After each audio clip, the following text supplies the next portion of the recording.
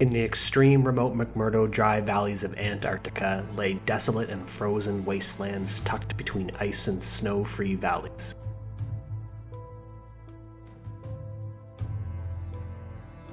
Though void of any life, far from the freezing waters of the ocean, we can find mummified seals strewn about the rocky, mountainous landscape dating back to roughly 3,000 years.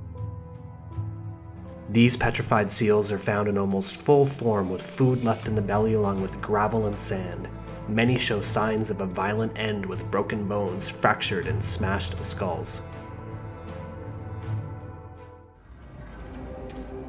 Awesome. The mummified seal, actually pretty good condition. Yeah, it is for up here. This valley is 30 miles from the ocean, and it's so cold and dry that dead organic tissue can be preserved for decades or longer. There is no consensus on how and why these seals strayed so far from the ocean, climbing over mountainous terrain to die. Some scientists believe the young seals, upon waking from sleep, turned away from the ocean and got lost. Through this epic journey of over 41 miles and 5,900 feet above sea level, they resorted to eating pebbles, rocks, and dirt for sustenance, eventually succumbing to the harsh cold and dry climate.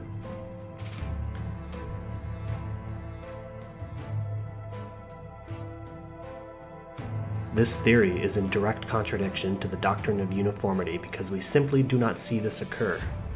Not once have we witnessed this in action.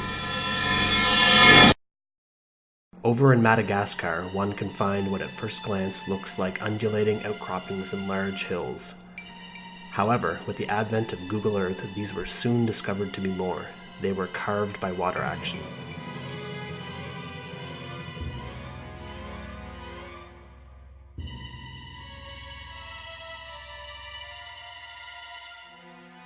These chevron deposits can actually be found in almost every coastline around the world. The angle of the deposits is never directly parallel to the shoreline, but always comes from the side. The more impressive deposits reach from 50 to 100 or so miles inland and over 200 meters in height. The peaks were formed from water rolling over the land and retreating, leaving behind the chevron-shaped points. Initially, some geologists attributed these formations to wind erosion. However, with Google Earth, one can plainly see how water sloshed over the landscape. Analyzing the soil in these massive dunes, scientists have discovered over 40% consists of calcium carbonate, which is often found in seashells along with fully intact microscopic marine fossils. There are a few prevailing theories as to their origins. 1. Tsunamis. The tsunami theory is naturally the quickest explanation for chevron deposits. However, since the written record has begun, we have never experienced tsunamis powerful enough to create these types of land formations. As well, you will find giant erratic boulders closer to the shorelines that were picked up by the water and placed in odd positions, the smaller stones traveling inland, buried atop the chevron cliff or resting on their base. 2. Asteroid impacts. For the big chevron deposits like in Madagascar, it was thought a giant asteroid impacted the ocean, causing a wave to create these formations. We have discovered an impact crater under the ocean off the coast of India, but it's difficult to date impact craters like this that lay deep beneath the ocean. It has been suggested that this crater, the Burkle, is around 5,000 years old. It is unclear when the dunes of Madagascar were formed, but what is clear is the Earth bears witness to many chevron deposits. What caused this? Woolly mammoth, woolly mammoth, woolly mammoth, woolly mammoth, woolly mammoth, woolly mammoth, woolly mammoth. A leading Russian mammoth authority, N.K. Vereshchagin, in his paper published in Cambridge's Journal of Arctic and Antarctic Research, suggests that many hundreds of thousands of these large animals can be found buried, frozen, and mummified in the permafrost of Siberia.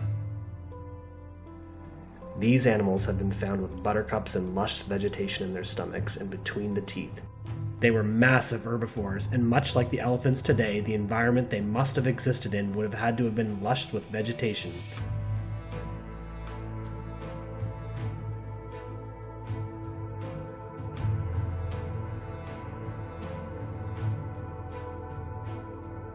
Many of these animals were found in a standing position.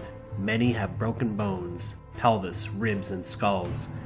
Analysis has shown blood corpuscles suggesting suffocation, and some even died and were petrified with an erection, again suggesting suffocation.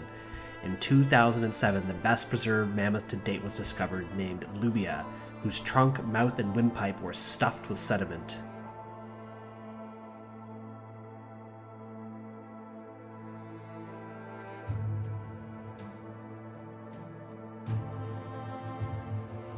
Immanuel Velikovsky in Earth in Upheaval. In 1797, the body of a mammoth with flesh, skin, and hair was found in northeastern Siberia. The flesh had the appearance of freshly frozen beef. It was edible, and wolves and sled dogs fed on it without harm. The ground must have been frozen ever since the day of their entombment. Had it not been frozen, the bodies of the mammoths would have putrefied in a single summer, but they remained unspoiled for some thousands of years. In some mammoths, when discovered, even the eyeballs were still preserved. All this shows that the cold suddenly became extreme, and knew no relenting afterward. In the stomachs and between the teeth of the mammals were found plants and grasses that do not grow now in northern Siberia, but are now found in southern Siberia. Microscopic examination of the skin showed red blood corpuscles, which was proof not only of a sudden death, but that the death was due to suffocation either by gases or water. How did these animals die off, the last of which around 3,600 years ago, without nature taking its course?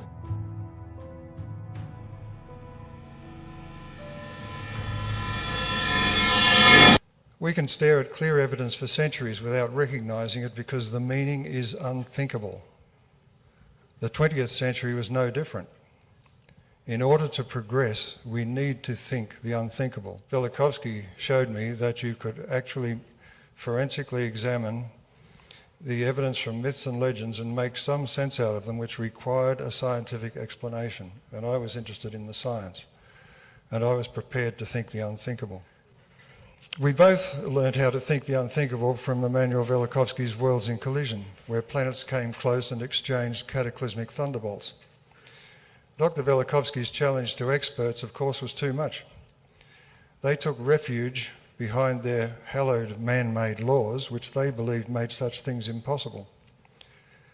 Wider reading on my part convinced me that evidence favoured Velikovsky, which meant studying science with a great deal of scepticism. An incredibly important contribution to the study of catastrophism, Wallace Thornhill and Dave Talbot's work on the Thunderbolts Project or the Electric Universe should not go unnoticed.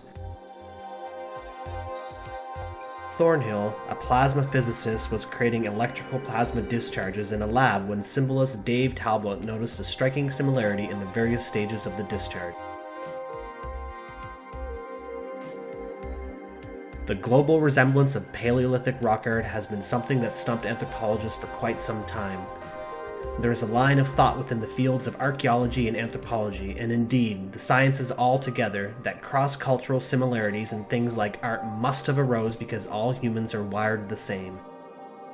Therefore, it is no surprise that we have all decided to build pyramids or draw certain shapes. Someone who studies entheogens may assume that correlation is due to the rods and cones in our eyes, the geometrical shapes often seen in altered states of consciousness. Even if this were true, it does not explain meaning. Meaning is culturally produced and reshaped by the active agent in that lifetime, the human being, by you and me. Meaning is not produced by neurons in the brain, it is learned behavior, constantly being reshaped by humans living in the moment. Thornhill and Talbot's work on Paleolithic rock art should shock you. Globally, we find drawings that are almost identical in nature. If we look at the pattern that plasma takes in the laboratory, we can, without a doubt, see that our ancient ancestors all witnessed some incredible things in our skies. These were drawn all around the world and passed down into what we term mythology and tradition. Flash-frozen mammoths, mummified seals, ocean-carved dunes along the world's coastlines, electric discharge on a massive scale seen by our ancient ancestors. This is not a tale of Christian catastrophism versus scientific uniformity. Delving into our catastrophic past does not mean one is vehemently religious in the institutional sense. These subjects are often ignored by the mainstream scientific community simply because catastrophism is seen as championing a religious dogma. It is not. This predates organized religion and the modern sciences. Our catastrophic past holds the key to so many life's unanswered questions.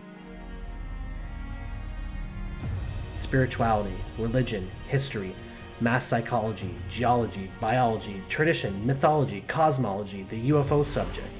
Earth crust displacement and the mechanism that caused this is potentially the single most important unanswered story.